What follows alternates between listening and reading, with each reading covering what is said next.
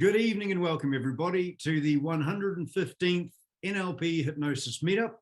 And tonight I'm really looking forward to somewhat of an entertaining evening, I'm absolutely sure. Our guest tonight is Mr. Cuddy Cudworth. Cuddy is one of the, if not the leading mind management coaches based right here in the UK. He works with a wide range of individuals who want to make a major leap in their life. Create more focus, more happiness, and less stress in their lives by overcoming anxiety, depression, stress, and overwhelm. Cuddy works with clients in the UK, Australia, and America. His clients include CEOs and athletes who want to master their mindset and focus using a combination of meditation and NLP, all under the heading of mind management. Formerly trained in CBT, REBT, and as a master practitioner of NLP, Cuddy is also an accredited master coach and an emotional intelligence coach. In his spare time, he likes to host radio show. Is that the email I sent you? God, look at me go. So in his spare time, he likes to, Cuddy hosts a radio show for men's radio station, a men's mental health radio station, accessible online, and you'll be able to find a link to that in the description of this video. So, Cuddy, welcome to the NLP Hypnosis Meetup. What a mouthful! That was a lot of bullshit I gave you. Fantastic, brilliant. I swear to God, I was reading it this afternoon and I thought to myself, I should really just introduce him. This is Cuddy. He's a nice fellow. He's going to tell you all about himself. That's it, honestly. Whatever, because the one thing I learned a long time ago is like REBT and NLP, no one cares. Just what's the results you're going to get them. You know, those little labels that we like to give ourselves. And I did another course, which was a master coach course. But if I put that title in front of it, I would have been a mastermind management coach. And I'm like, well, that's not going to work, is it? Because I'm really not a mastermind in any way whatsoever. So I thought, well, I'm not going to put that title in. But yes, I am the UK's leading mind management coach, which is quite a big title to hold. And I love it. And I can see Lenny and Rich going, well, hang on a minute. How is Cuddy the UK's leading mind management coach? So I struggled with finding a term for what I did. And I used to call myself a CBT life coach. And I'm like, that's a mouthful, doesn't really make any sense, because you can't call yourself a cognitive behavioral therapist because you need to go through training and licensing for that. So I was just going through, probably in a meditative state, right, what can I call myself? And it just came to me, mind management coach. And I thought, hang on a minute, I'll Google that. And it found out there's only 3 other mind management coaches in the UK. And I'm like, do you know what? I'll hedge my bets. I'm better than the other 2. So I'm the UK's leading mind management coach. True story. Oh, that is outstanding. So this, by the way, for anyone, there's no ego. Oh, we've got a big dog in. No, I just found a job title there wasn't many people doing. So, tell me, look, before we get into the mind management coaching, a lot of people here and a lot of people online have seen the logo of the Monkey Mind Relaxation with the big old this thing. What is Monkey Mind Relaxation? So, just for the logo, if you look close at the logo, I said to the person creating it, make it look like me. So I haven't got the abs of the monkey, but it has got white hair and white chest hair, and that was what the reason the logo came along. So, right, that's it with the jokes. Now we'll get through to the serious stuff. But thanks a lot, Lord. Right, so Monkey Mind. 10 years ago, I went through a horrible time. I didn't understand. I didn't know what depression was. I'll be honest. I didn't know I was in a depression. I didn't know what emotions were, clearly by the things that I was going through at the time, lashing out and just that woe is me and all the whole world's against me and to my wife, you don't love me. I can just tell you don't love me. Oh my God, I was an absolute mess. And my wife, after really trying really hard for 6, 7 months, said, look, whatever you're going through, you're going to have to get sorted because it's really starting to affect me. And I was like, what do you mean? Now, granted, that wasn't possibly the best thing she could have said to me when I was in deep depression. However, it actually was the best thing. And so I suppose I do come from a place of tough love, because that's what my wife did with me and stuff like that. And I was like, right, okay. Well, I just said to her, she goes, because we used to go out for a meal and I couldn't have a conversation with her because I was so locked up here with these conversations. And I thought I'd had a conversation with my wife 3 days ago. I'm like, remember when I said to you to go and do this? And she's like, nope, you never said anything. And I'm like, oh my God, I'm having conversations with myself. So we'd go out for dinner and we'd go out and eat, and I'd be sitting there eating and my wife would be talking. And at the end of the meal, because I had to go back to work, she'd say, oh, thanks for the conversation. Now, I might not be a smart man, but I can definitely hear sarcasm from my wife. It's very tuned in. And I was like, what do you mean? No conversation. She went, we've sat, I've asked you 17 questions and you've literally answered 2. Where are you? Because you're not here with me. And I'm like, is it that bad? She went, it's that bad. So I was like, right, okay, this is terrible. So I didn't want to do antidepressants. It was very strange. We're like going to the doctors. I went to the doctors and I said, doctors, I'm going through these things and I don't know what's going on. And he went, yeah, no problem. I'll give you a phone number for the Samaritans. And I'm like, no, I'm not wanting to commit suicide. Nope, that's never really crossed my mind. I can't turn it off. I just can't stop thinking. That's something that happened, which it was traumatic for me, but it's really not traumatic. It was a failed audition for my job that I eventually got, but it absolutely decimated me. So it's the things we create, the meanings we create to what's happened to us and stuff like that. So I had to start Googling because I was like, my God, my wife's going to leave me. So I Googled overthinking. I think it was overthinking. And this book popped up. It's Stop Thinking, Start Living. I'm looking at my bookshelf because it's the Bible. It's the Bible for me. And I'm like, if anybody doesn't want to work with me or is like, oh, I'm really struggling, but I don't have any money, buy this book. Buy this book. Which is Stop Thinking, Start Living by Richard Carlson. Phenomenal book. If you've not read it, it literally ticked every box because that's what you're looking for. Like, that was me. So reading, that's me. Oh my God, that's me. That's me. So overthinking was my curse. That's what it was. But at the back of the book, it references meditation. Now, I'm a big burly guy, would probably class myself quite manly, 6'2" and 4 feet wide, do strongman training. If you're going to see somebody walking down the street and think he does not meditate, I'm that guy. I mean, really, people move their handbags away from me when I'm walking down the street. I'm like, look, I've not got a harmful bone in my body in any way whatsoever. So I reference meditation. I'm like, nah, I'm not doing meditation. That's silly. So then I thought, well, I enjoyed that book. And I was like, oh, I'll get another book. And the next book I got was, I think it was The Hinge Effect. It was an Amazon Kindle book, The Hinge Effect. And it was the power of what if. And I'm like, oh, I do what if thinking. Oh, yeah, what if? Oh, my God, that's me. So I read that book.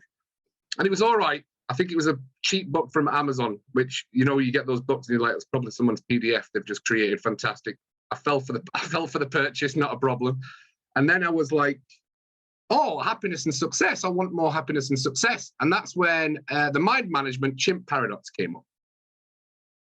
Now, if anyone's read the mind management book by the chimp paradox, but I've forgotten who it's by. Again, I'm looking on my shelf because it'll be on my shelf. It's a phenomenal book. It's really, really descriptive. And there's some parts of it you're like, oh my God, are we still talking about this? But it's a really good book. So the chimp paradox, Stephen Peters. There it is, mind management. So there it is, mind management. Confidence, success, and happiness. And I'm like, well, I want some of that. So yeah, Steve Peters. So I read his book and I thought, right, I'm fixed. Now I know what I'm doing. And it worked for a while. Then I was like, oh, I need to go back to the book. But it was getting past depression. I Googled and NLP came up. So I bought an NLP book. And in the back of that, I did reference meditation. Stephen Peters reference meditation. So I started doing meditation and NLP for myself. And within 2 weeks, it changed my life. Meditation saved my life, straight up. I found out what my monkey mind was. I found out what my conversations were. I found out it was my emotions. I knew I couldn't control it. I just had to understand them. That's the biggest thing, especially when I'm working with clients and stuff like that. It's your emotions. You can't control them. A lot of the times, I always use the analogy, when I'm working with husbands who are struggling with their wives and things like that, or wives who are struggling, like, look, you're trying to put a little champagne cork in a volcano. It's just not going to work because it's going to explode. We just can't. So we've got to let that lava flow, those emotions flow, and we'll deal through those things and stuff like that. So monkey mind relaxation is meditation. And it started out as a meditation thing that I did free in my previous job, which was a cruise director for Royal Caribbean. I was in charge of the entertainment, and I started doing meditation in the chapel. And I had like 7 people. I was like, I'll do the monkey mind relaxation. I'll call it the monkey mind relaxation. And just did a few affirmations. And after about 1 cruise of doing these lectures on meditation, we went from 7 people to about 50 people in the classes. And I'm like, oh, we're going to have to move to a bigger venue. And then I just started talking about monkey mind, how to let things go, changing your expectations for gratitude and appreciation, and understanding what you can and can't control. And a lot of people were like, you're really good at this. Because I would tell people about how my overthinking cost me my life, nearly, my relationship and family.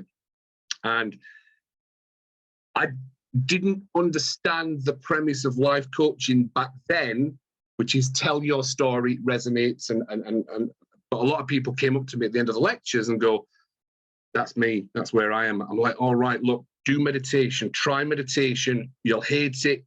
I really explain how easy meditation can be if you can explain the monkey mind. So I love that setup. Yeah, I said, look, stop. I know they're coming to, but bearing in mind, don't forget, I'm a cruise director and I'm not that well versed in things. And like, they come and tell me the problems. I'm like, yeah, try meditation.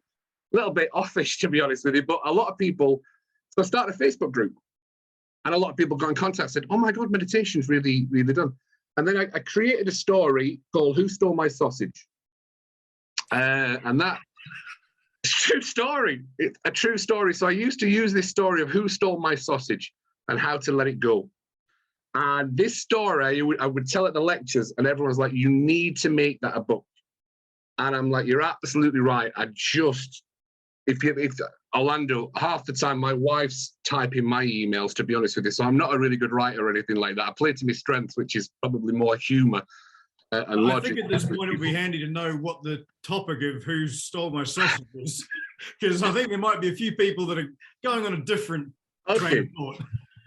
Okay, so it's a story about how the accountability of your feelings and your emotions are yours and yours alone. If you give the power of your emotions to somebody else, you're never going to get it resolved. You're going to be in a constant state of pissed off, which I was. I was the kind of person that would wake up at 9 o'clock in the morning and say, right, I've read the books. Today's my day. I'm going to make it. I'm in charge. And then by 9:30 in the morning, somebody had done something. I'm like, right, I want to punch that arsehole in the throat. Literally, I was, by 9:30 in the morning, I'd not even been awake 27 minutes. And I'm like, no, I'm ready to go. So I was the kind of person that was like, it's not me that's the problem. It's these 100 people around me. And if I just fix these 100 people around me, I'll be all right. I'll be all right, because it's not me. It's the 100 people. Now, trying to change 100 people to please me, I found out was a little bit exhausting. Now, that goes to prove I wasn't a smart person. And what I found out was if I just change me, which is singular, which is I, all that shit goes away. The 100 people don't bother me anymore. So, if you're the kind of person that is constantly getting angry about somebody doing something to you, listen to the story of who stole my sausage. So picture yourself in a buffet on a cruise ship or somewhere, and you're at breakfast. Now, I was a cruise director on a cruise ship. I had a lot of people say, Cuddy, can I have a chat with you? Not a problem. But I used to stand, picture yourself waiting for a sausage. There's 8 sausages sizzling away. There's 7 people waiting to get a sausage. I've made the decision. I'm 8th in line. I'm going to get a sausage. 2 people leave, 6 sausages left. It's going to be the best day of my life. I'm happy. I'm getting a sausage. 2 people leave, 4 sausages left, and 4 in line, I'm going to get a sausage. This is brilliant. 2 people in line, 2 sausages left. I'm stood there. From the peripheral of my vision, I see somebody come all the way from the other side of the buffet, all the way around. They don't stand in line. They steal a sausage and they leave. That's my motherfucking sausage. Straight away, that is my sausage. I am absolutely raging because they've stolen my sausage that I stood in line and waited for. And I'm going to tell everybody for the rest of the day how somebody, and I've created this fantastic story of why this person picked on me to steal my sausage. That's the mindset I was in. And I would go and tell the next person, FYI, that person stood in the corner, has been watching me for 45 minutes and has just stolen my sausage. Then I would go and tell somebody else. So that's what would happen on a cruise ship. I would have some people come and, Cuddy, can I have a chat with you? Yeah, not a problem, I can help. I just want to let you know, somebody 2 minutes ago stole my sausage. That is horrible. I am so sorry somebody stole your sausage. I walk a little bit further down the cruise down the cruise ship, and somebody would say, Cuddy, can I have a chat with you? Not a problem, I can help. Just want to let you know, somebody 2 weeks ago stole my sausage. Wow, you're still talking about the sausage. That's unbelievable. Sorry, somebody stole your sausage 2 weeks ago. So I'd say, have a good day, not a problem. Walk further down the cruise ship, somebody else would come, Cuddy, can I have a chat with you? Yeah, not a problem, I can help. I just want to let you know, somebody 4 years ago stole my sausage. Wow, you are still talking about somebody stealing your sausage after 4 years. If you don't let that sausage go, you will be forever an absolute hostage to somebody else stealing your sausage. The one thing in life I can tell you is there's always going to be sausage stealers. That is never going to change. But how you react to the sausage stealer is what you take out of life. And that's the premise of Who Stole My Sausage. It goes into further things, but yeah, that got a lot of laughs, and a lot of people would still message me and go, there was a sausage stealer today, it didn't bother me. But I'll be very honest with you, when I used to tell that story, there would always be one person out of the audience come up to me, Cuddy, can I just talk to you about that sausage? Yeah, not a problem.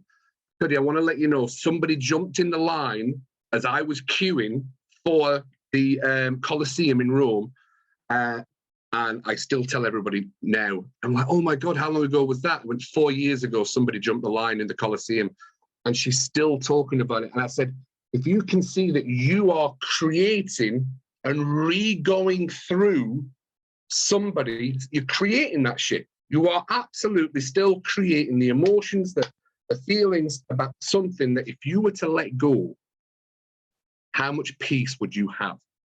And it doesn't lessen people's trauma in any way whatsoever. And I used to always finish with, look, forgiveness is not the person of the act. Oh, hostage to the sausage, Rich H, we should work together. Fantastic.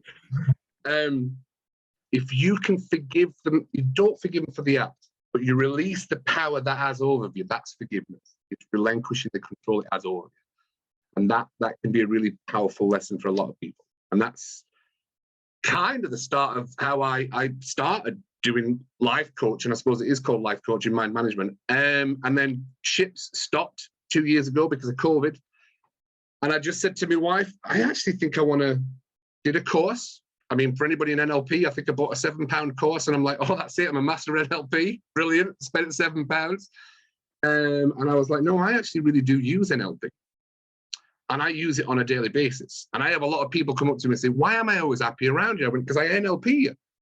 And they're like, what do you mean you NLP me? I said, I purposely create a conversation where whenever I walk into a room, you will be happy. And they're like, well, sorry, I'm going to wait for Priscilla. She's told me to wait. Priscilla just said, wait. She said, stop.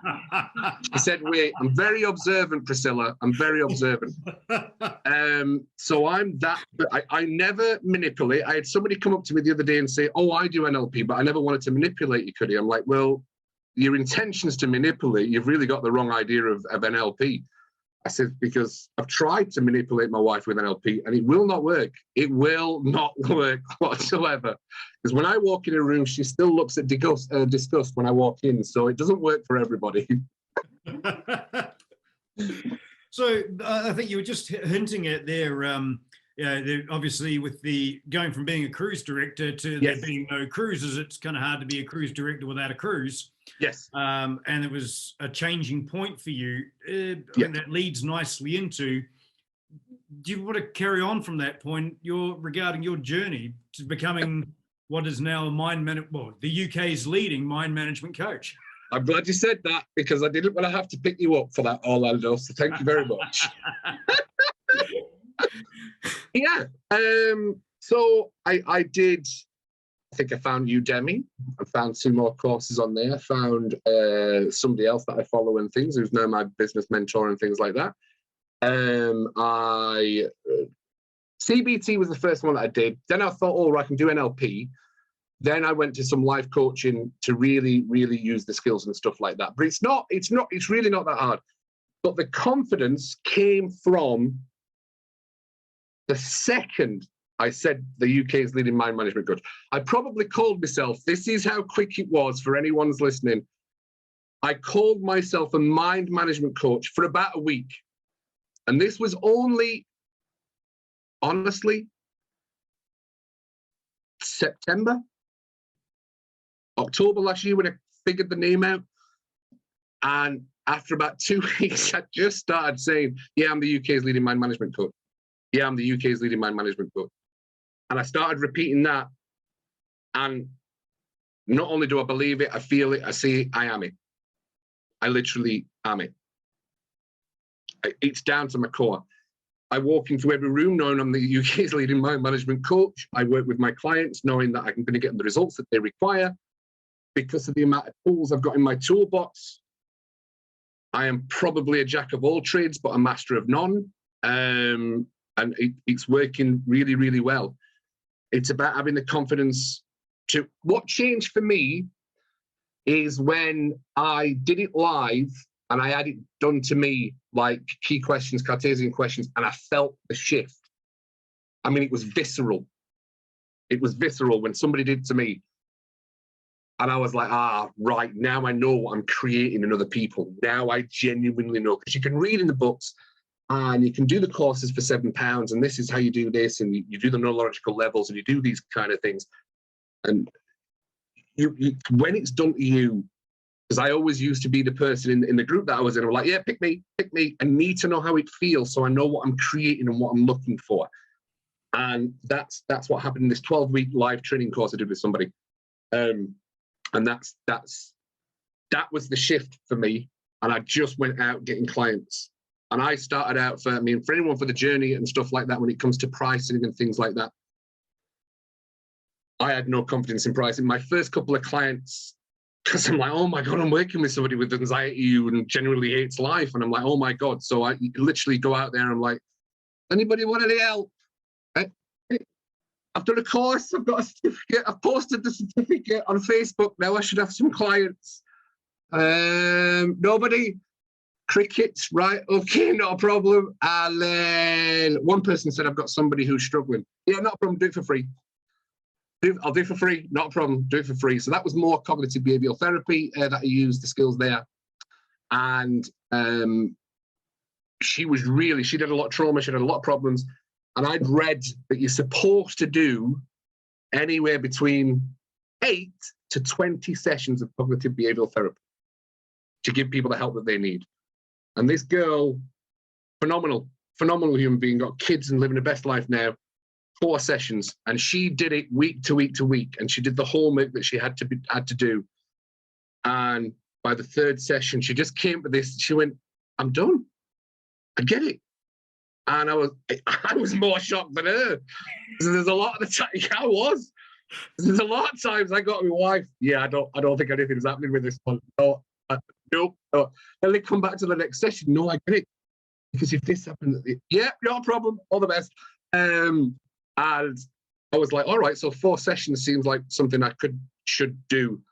So I just started doing, I started out £50 a session, 200 or 5 sessions, £200.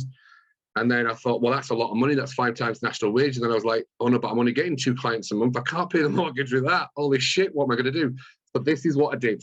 And I will tell everybody the honest truth. Every successful client that finished after their 4 sessions They got the results that they wanted. My prices went up £50 every time. So it was £200, £250, £300, £350, and yeah, I charge £500 for a few sessions. But and that's only been over the past 6 months. I started out, technically, I've been doing it for 2 years, but I had a part-time job because you've got to pay the bills. For anyone getting into life coaching, you can read the books, and I know we're only 3 feet away from goal, and persistence and consistency is key, but I'm also not an idiot. You've got to be able to pay your mortgage. So always think mortgage first, client success after. Pay your mortgage. So I did a job that just covered the bills, and I grafted. And the one thing, I went to watch a Tony. I'm doing a lot of talking. Well, it is about me. I am the guest, so I'll take it for a change. So You have no idea how pleased our audience is to not have to listen to me for a change. Right. No, I get that, Orlando. I've met you. I get that. And you guys can stop nodding as much, eh? So I think it was a Tony Robbins free event, and I went to it because I'm not bothered about the free events because I know they're always going to try and sell me something. I don't do many free events, by the way. I'll be honest with you. I do like a how to stop overthinking event. I'm probably going to start doing more in my Facebook group, just because I actually enjoy it. So probably once a month I'll do like a free something, but I've not done many in the past. And it was 2 girls on the stage that were English that had moved to America. And I had a friend invite me in, Jane invited me in, and she went, come, let's go to this event. I'm like, right, not a problem, let's go to this event. And there was 2 young girls who'd made millions. And I was like, all right, okay. And it's just one of those things. And I think that one of the old sayings is you're only ready to listen, or Buddha only speaks to you when the flower opens up. And you're ready to listen. And this young girl, 25 years old, made millions with her coaching company, said, just do 2 minutes a day. Just do 2 minutes a day. Because those 2 minutes adds up to an hour. And we started a group called the 7 a.m. Club. And every morning, 7 o'clock, it was get up, set intentions, what you're doing for your business, what you're doing for your business, what you're doing for your business. And that was my success, is 2 minutes a day. Even when I'm not in the mood, I'm knackered from work, I'm like, right, what can I do? 2 minutes. Even if it's a stupid inspirational quote, something, the same garbage that a lot of people spill out, I'm like, right, let's just do that. There's a lot of garbage in this industry. We have to be honest. I see it and cringe. I mean, I do see it and cringe. And I hope, I think congruence is a big word. And that's what I always strive for with my clients. So yes, the business is going very well. And it's just going to keep growing. So it's fantastic. So if there is other coaches in here, enjoy it. Even on those shitty days when you don't have a client, you're only 3 feet away from gold. So, Cuddy, just to rewind just a wee bit there,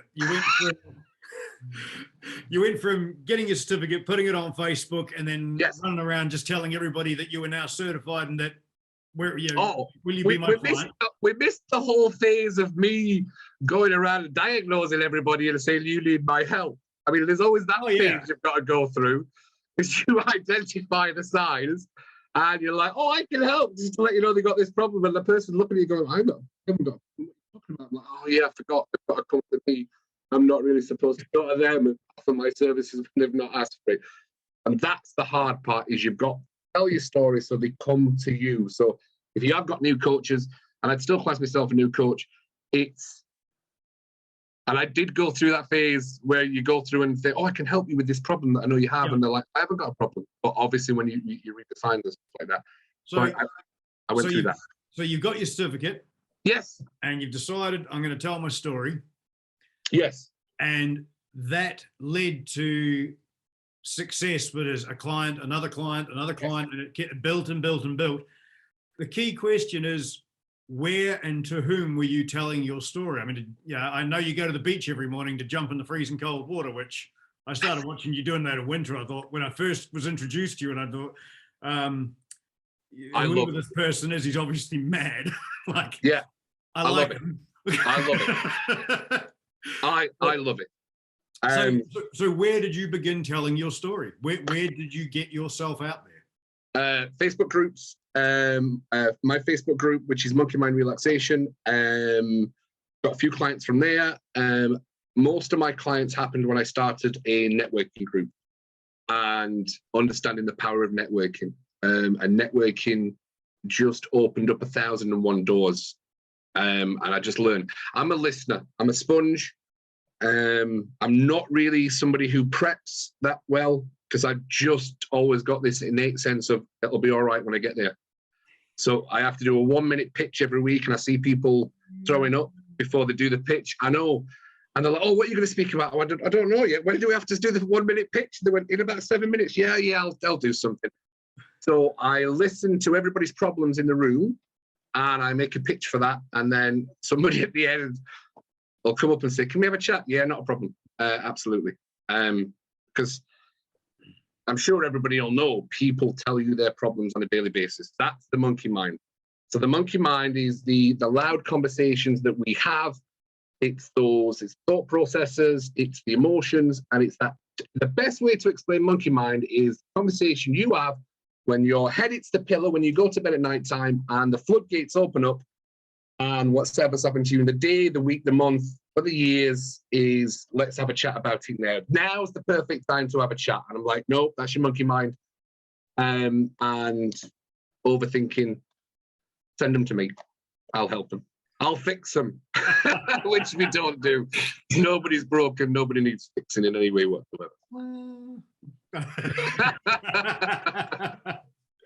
So when you began your business, and I want to go back to, I think it would actually be that September time, because I think that's when, to me, it sounds like that's the moment where you doubled down and went, this is who I am. Yes. I am a mind management coach. In fact, I am the UK's #1 mind management coach, and that's what I'm doing now. Well, to make sure there was no ego, UK's leading mind management coach, not the #1. Right. So leading. Well, I have to say, it is funny when I see Lenny choke on a cup of tea every time I open my mouth. So thank you, Lenny. Well, the great thing about ambiguity in language is I know that you're 100% correct, because you're the only one that's leading people where you go. Yeah. Look at that. We've just got a room full of leading whatever everyone's is.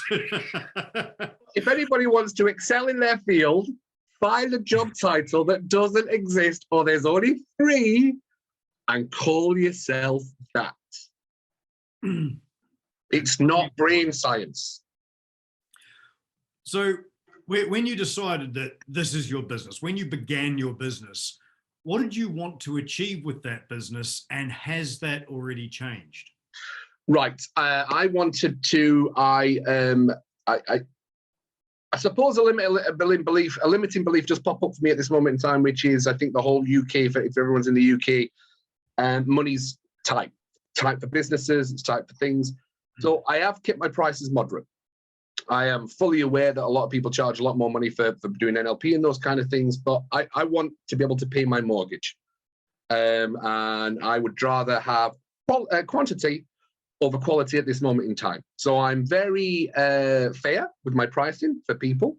I throw in extra sessions for them. I'm like, yeah, no problem. Just not a problem. As long as we're getting you the help and support that you need, that's absolutely fantastic.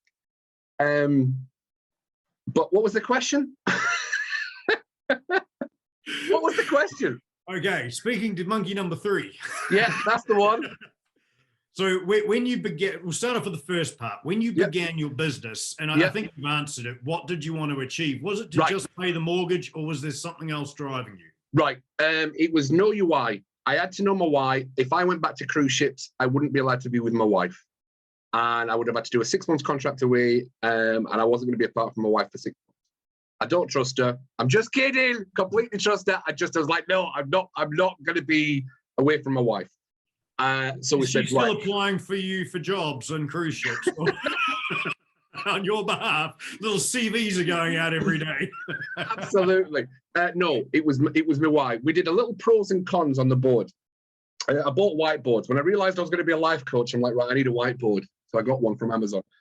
We did a pros and cons. And the only pro about going back to the ships was the money. You get paid a lot of money as a cruise director. I'll hold my hands up. It's silly money for being an arsehole on a stage. That's literally the gig.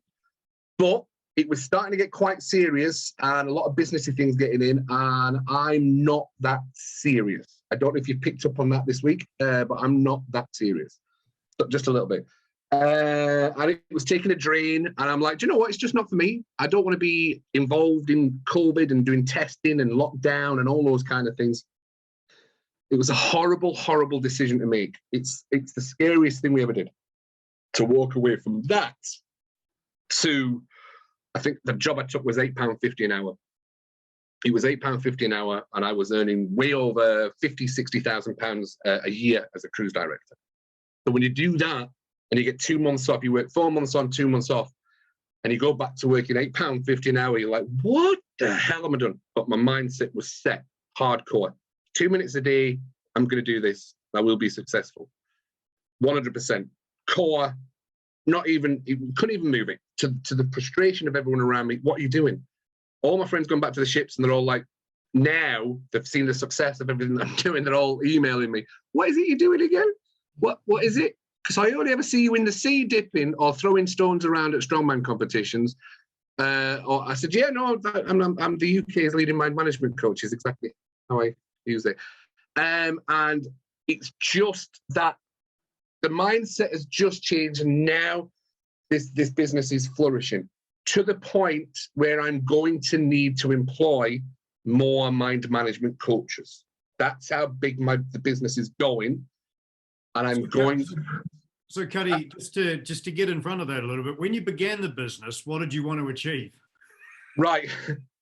Honestly, I wanted to stay at home in Scotland. My goal was to work 2 days a week and have a business that was fruitful. I want to climb Munro. I want to walk Munros in Scotland, and I want to work 2 days a week.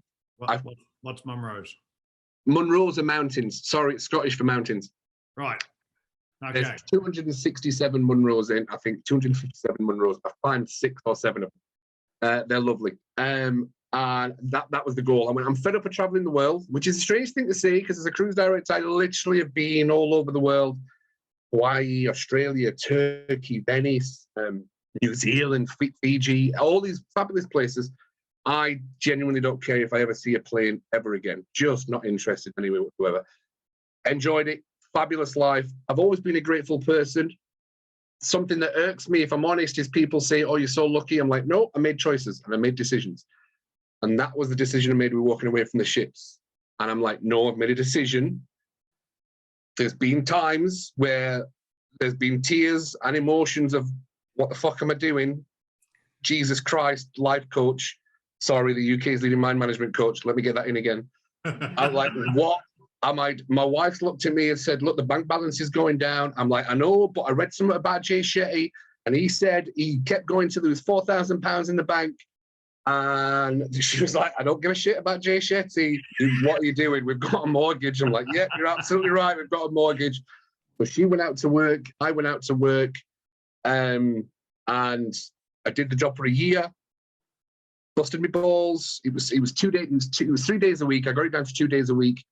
And I did my other stuff 5 days a week, grafting, posts, social media posts, groups. I do free meditation every week, and I always just tell people, oh my God, I'm doing this, and I'm working with these people, so it just imprints, oh my God, he might actually help me and stuff. And that was the business. That was the goal that I just grafted until it happened. And it's a horrible journey. It's not fun. I don't think it is fun, but I knew and on my heart what was going to happen at the end, because I've failed so many times in my life, and I've got back up and succeeded, because I don't know. It's horrible, but I just knew. And those times when depression pops back up because you're like, what am I doing? I need to go back. No, that's the warning sign you're doing something right. Every time fear and somebody drags you away, no, I need you to come and do this. No, I need you to come and do this. No, no, no. This is what I'm going to do. 3 feet away from goal. So I'm probably about 1.5 feet away from goal at the moment. So, Cuddy, could you just to clarify for everyone, just remind us, what exactly were you doing? What was that 2 minutes every morning? What was the purpose of those 2 minutes every day? To make sure I'd done something to move my business forward, create a meditation, create a social media post, spoke to somebody saying, oh, FYI, one of my old business contacts, I'm not going back to ships. I'm helping people with this, this, and this. If you know anyone, just get them into the Facebook group. That's all. Just get them into the Facebook group. Really good friends. If I did that with 10 people, because I was never pitching to them because I didn't know they had a problem, 7 of those people became my clients. Because I was saying, if you know anybody that struggles, just get them into the Facebook group. I've known you for years. If there's anything you can do. However, I've also had people unfollow me and blow me off because of it as well. So, yeah. I can be overly positive. Yes, it's frustrating. I don't know what that's like. Yes. Yeah, I've had people unfollow me, and a couple of people. Are you still harping on about cold water therapy? Yes, I am still harping on about cold water therapy because it's the best thing you can do. Yeah. So yeah. So has the goal for your business changed, or is the goal still to my goals are 2 days of work, go walking in the mountains, pay the mortgage, and love your wife? Well, yeah, I'm still working on love the wife, but everything else definitely in there.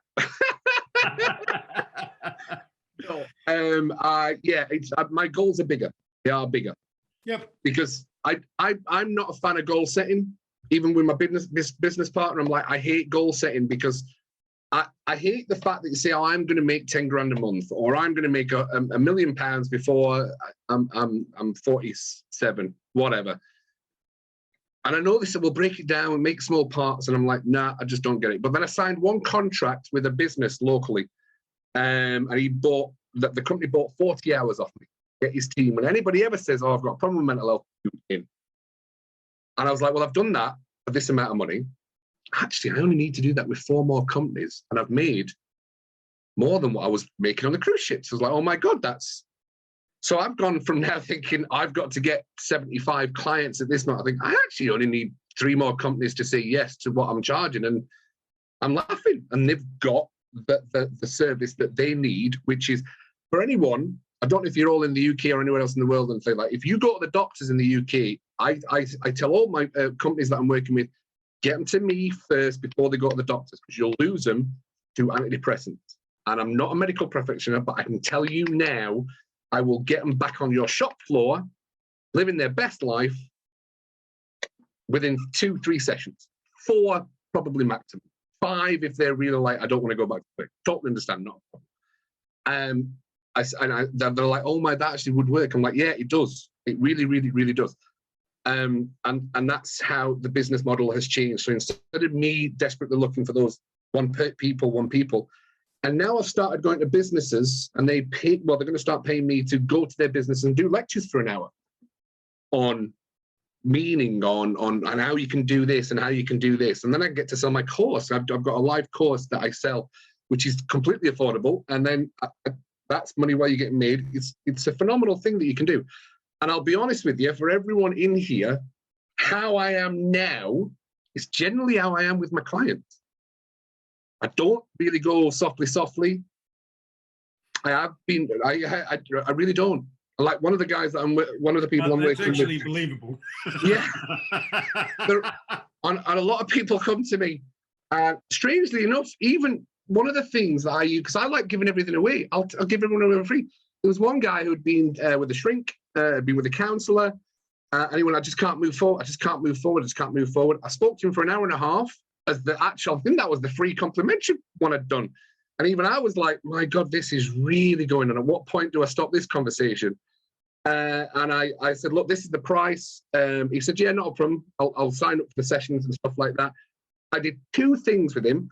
And the one thing I actually asked him to do was from the 6 pillars of self-esteem. And it was look in the mirror and find one thing you like about yourself. The day after, look at something else and find 2 things you like about yourself. By day 3, find something that you love about yourself. He phoned me up on day 4 and went, my depression is total bollocks. I completely understand it. Thanks for the sessions. And he's living his best life. And he didn't even want his money back. I actually offered him, I said, you've got 3 sessions left, whatever, gift them to somebody else. And he never did. He went, nah, I'm done. I'm done. He's off antidepressants. And that's because he worked with the UK's leading mind management coach, I think you'll find. So, Cuddy, what would you say are the core beliefs or values that guide you in your coaching business? Trust in myself. Trust in the techniques that we use, and a sound ability that if they want to change, if they're sat in front of me and they want to change, it's not a problem. I cannot change anybody that doesn't want any help. And God knows I've got family members that I've been trying to change for 20 years and they will not budge. And it's heartbreaking to see what people do to themselves. Oh, yeah. So my core values are integrity, honesty, love, and congruency. If you are not believing what you're selling, it will not work. It will come up in your body language. It will come up in the way that you speak. It will come in the way that you act. You'll have that lack of self-belief. I am literally telling you, to the core, the pit of my belly, it exudes out of every pore. And I say this with an emotional glee. I am the UK's leading mind management coach. And I have no doubt about that in my mind in any way whatsoever. So, Cuddy, we're near on time for getting to the end, but I do have a couple of questions, because I know a lot of people watching this, there are a huge amount of people out there that they've qualified as an NLP practitioner, or as a hypnotherapist, or as a coach, or a CBT, AB, all of the different alphabet therapies that all have their different values and different directions. What is the principal piece of advice that you would have for someone starting on their journey to begin their business? You can't break anybody. They're not broken. They don't need fixing. And you are not going to do any damage by using any of the stuff that you do. There is nothing in cognitive behavioral therapy and NLP that will make them any worse than where they are. And if you get them 2 feet further forward, you've done your job. You can't break them. They're not broken. They don't need fixing. They just need someone to say, come on, let me just show you. If you do this, this, this, and this, I bet you a £5. I've not lost a £5 bet yet, by the way. This happens instead. And they'll... That's true. It really is true. I swear. Bless. Yeah, you can't break them. They're not the only thing they're gonna walk away with, oh, this didn't work with me, but he's an arsehole. And that's fine. I can accept that. It's not a problem at all. So what does the future hold for Cuddy Cudworth and Monkey Mind Relaxation? Well, in case you haven't picked up on it, it's going to be Cuddy Cudworth, the world's leading mind management coach. Well, that might be a direction we were heading. True story, my friends, true story. I mean, if anything, you're aiming a bit lower than my expectation. I was thinking universe was in there, but we'll go with world first. You've got to keep your monkey mind and your ego in check. Orlando, I'm happy. I'm a graceful person, and I am very happy to just stay myself as the world's leading mind management coach. I'm fine with that. I'm fine with that. Thank you. Oh, Cuddy, on behalf of everyone here this evening and everyone watching this video, I thank you very much for giving us your time this evening and coming along and answering a few questions, inspiring a bit of hope, and sharing part of your journey, as I believe honestly and congruently as you do. In my mind, you are the UK's leading mind management coach, and I'm really looking forward to that day that I read somewhere that the world has a new leading mind management coach. So thank you very much, Cuddy. Not a problem at all. Not a problem at all. It's been fun. What's not fun about talking about yourself for 56 minutes?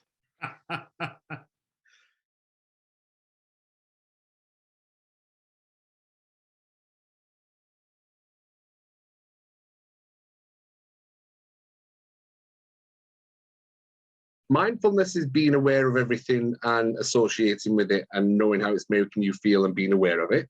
Meditation is letting it come in and letting it go out. So for the art of meditation, I've always said this, your monkey mind, you'll be able to do it for about a minute and then your monkey mind will start talking. And it's like, meditation is like clouds in the sky. And I use that speech in my meta meditation that I do. And it's let the clouds, let the thoughts pass you by. Don't engage with the thoughts. They're going to come in. We all get automatic negative thoughts, angst versus pets and all that. It's about knowing that I don't need to engage with that. Like I don't need to engage with my emotions as much as I used to. There's still some days that I want to punch people in the throat, but I choose not to.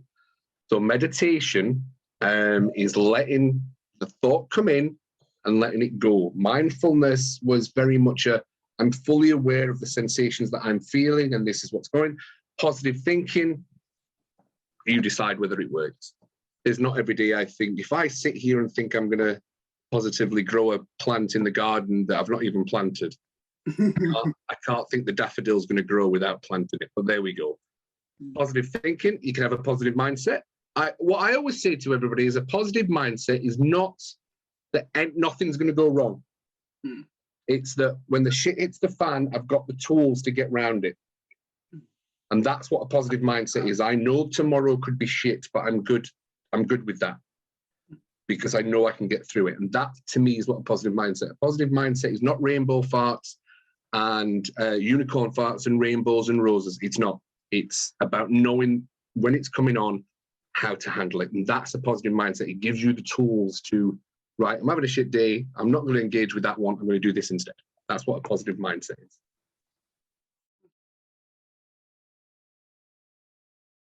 Has anybody tried the Wim Hof thing? By level 4, I was like, fuck that. I'm not doing it anymore.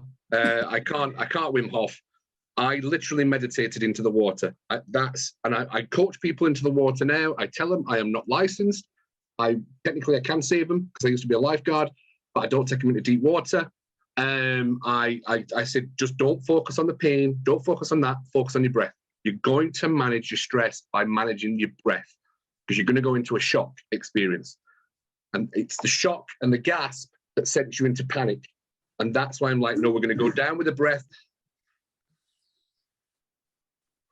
And that's what I do to get into the cold water is you absolutely, the breath is the elixir of life. I don't know which book I got that from. It's not a Cuddyism. The breath is elixir of life and it will absolutely resolve most of your shit.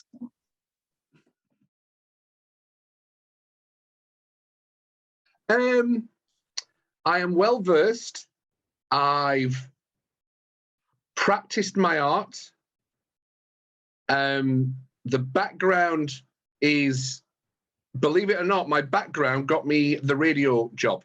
So the radio job, the men's mental health radio show, I was one of my clients was a freebie because I'd worked with entertainers as a cruise director and I knew they'd not got no work coming in. And I said, look, get in contact. I've done this training. I can help. Because that's what we do. We're helpers. And they said, she was like, yeah, not a problem. Fine, fantastic.